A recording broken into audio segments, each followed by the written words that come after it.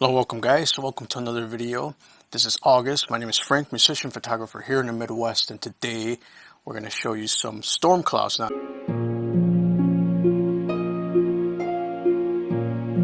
as you know, if you've been following me along, I do a lot of these time lapses featuring either lightning or storm clouds. Now we're in August, so this is August 2nd that you're going to see this time lapse. Now I'm using Panasonic GH2 to film all this. Very interesting because the weather's changing. It's crazy. If you saw my June storm photography and time lapse, there was a lot of them, but I only can capture only a few because certain things have to take place, and a lot of the times if it's not happening or have the camera set up, it's kind of tough. So what you're about to see is a time lapse. It's rather short, but these are some awesome looking clouds. And tell me in the comments. Let me know if you are enjoying this. Do you do time lapses? Is this something that interests you? I can also link a video to show you how to do the time lapse. I'm using Power Director 17, and this time lapse is roughly 10 seconds, and it's about 1,300 photos all in one time lapse. So, and I put some music underneath it. So, all right guys, here it is. Let's go over this. Before I go into the time lapse, I just want to show you what I use to capture the time lapse. Now we have a Panasonic GH2. It's an older camera. We have FD 28mm lens, right? It's a speed booster. I'm not going to get into full details on what that does, but I just want to give you a roundabout of the gear. So 28mm gives you a wide depth of field, so you can really get a bunch of those clouds, which is phenomenal and amazing, and I love doing that. And the other thing that I use a dummy battery, so you see how this is coming out from the camera. So it's a dummy battery that goes right in there. And then you power it externally, because to do those time lapses, you need to be with power for a very long time. Say if you're capturing 1,000 photographs, you're doing it for quite a while. Let me show you what the dummy battery looks like. So there it is. That's the dummy battery, right? It goes in there like so, and then you just power your camera externally like that.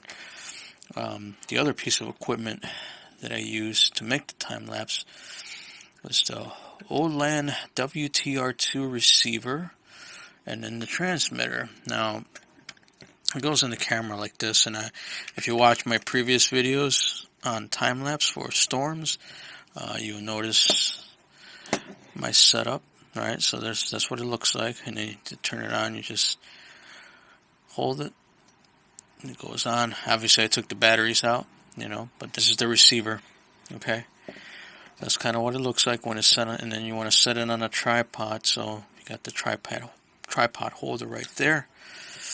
Okay, next is the transmitter, and this is the controller that you was set up to get your time lapse going. Now, depending on the time of day, if it's still sunny out, you can get away with just a 4-second interval, but as the night comes, you want to go to just a little bit longer. So I'll explain what I do, and maybe set up a few links on how to do a time lapse, and I hope you enjoy it. So just once again, this is for August 2020, and let's go to that beautiful time lapse with the clouds. Alright guys, see you in a bit. Bye bye.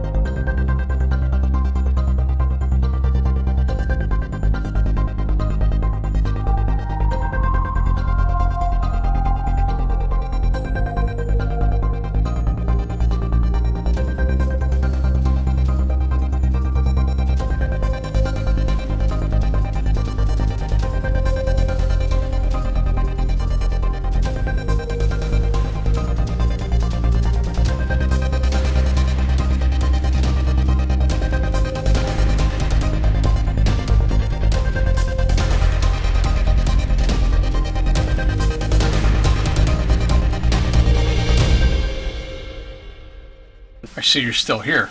Thanks for sticking around to the end of the video. If you like what you saw, please consider subscribing to this channel. And if you want to be notified every time I upload a new video, consider hitting that bell.